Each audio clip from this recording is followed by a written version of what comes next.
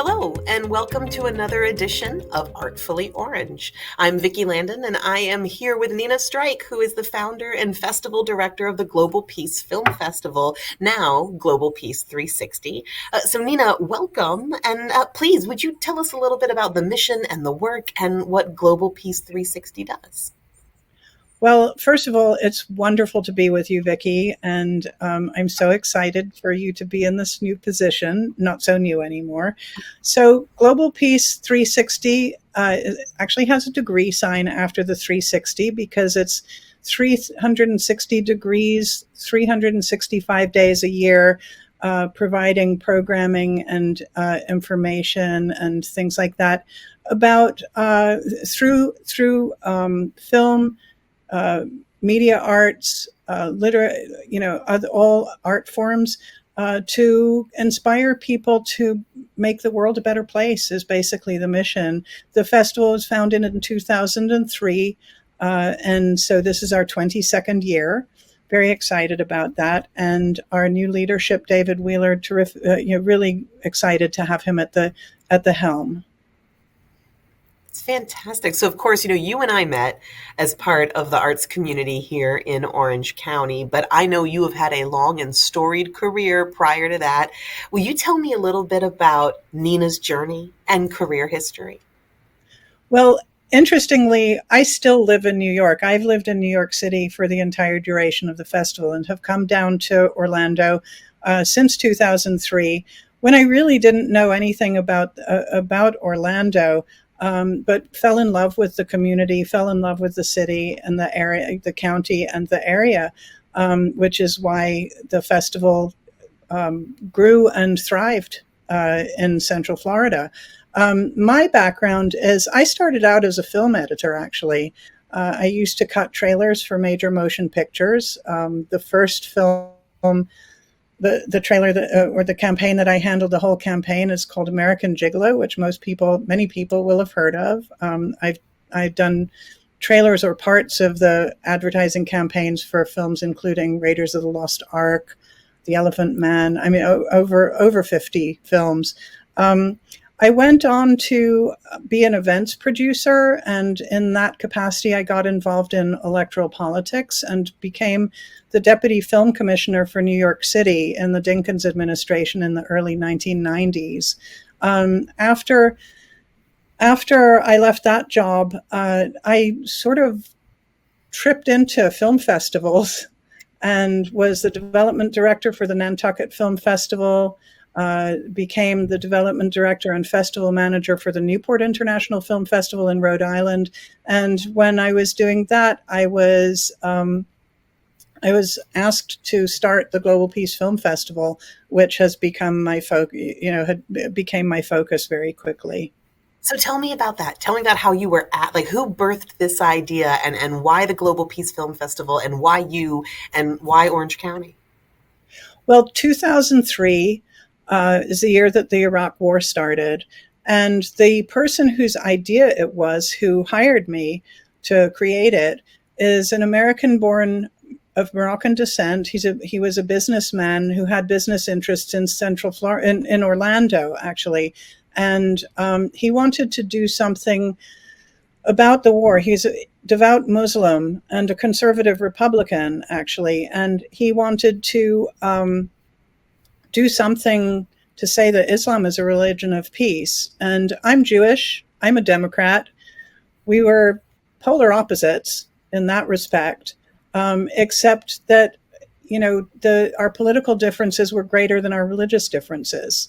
And so that made for an interesting mix. Unfortunately, he went out of business before the first festival.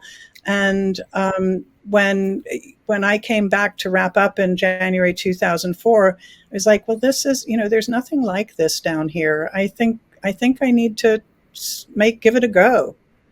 And so, I started with funding from him, lost that when he went out of business, came back to nothing and had to build from nothing.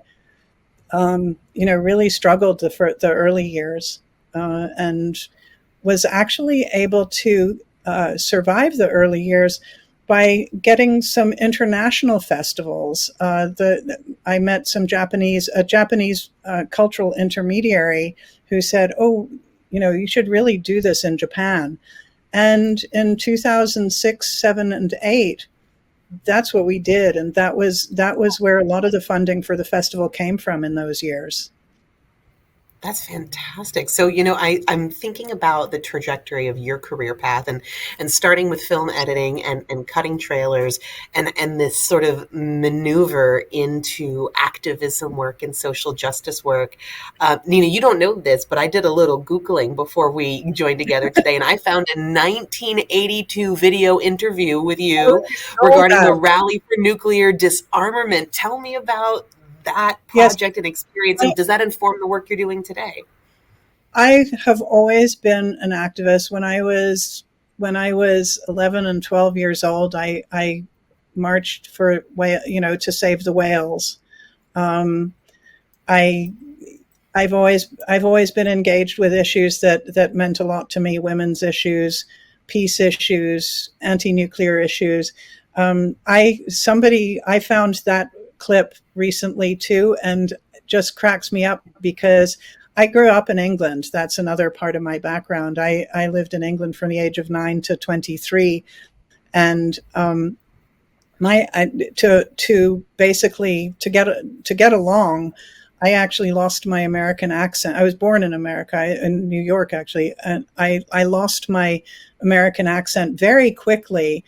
And then when I got back here, I lost my English accent very quickly. But that clip is like my only remnant of my English accent.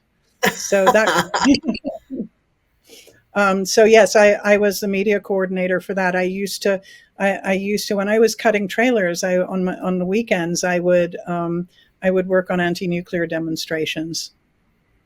That's fantastic. That's fascinating. So I'm in New York to England, back to New York to Florida to Japan to New York. So what is it like to work so closely and run an event that's based in Florida while you live in New York? Because I'm sure there are upsides and downsides to that arrangement.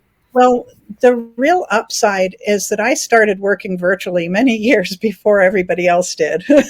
So, um, you know, I work out of home when I'm in New York. I had an office for many years in Florida, in Orlando. We had an office on the back lot at Universal Studios for the first 10 years of the festival, I think it was. And it made me very nimble, and it saved a lot of money, frankly. Especially in the lean years, it kept the overhead really low. And for an arts organization, any arts organization, really being careful with the pennies is critical. So that's been one of the advantages. And also, I have a different perspective. I mean, I have a different kind of love for Central Florida, being an outsider. So, and a lot of people, they say, I can ask you for directions. You can give me directions to almost anywhere. You know what's going on more than most people here. And I'm like, well, there's so much. There's such a rich culture, such a rich arts community. It's really exciting. And the other thing I love about it is how fast it's growing, and how excitingly it's growing. And of course, So Vicki, when you're you part were of it, and you yeah, have when, been when even. you were a child in New York and in England and you thought about what you wanted to be when you grew up, was it this?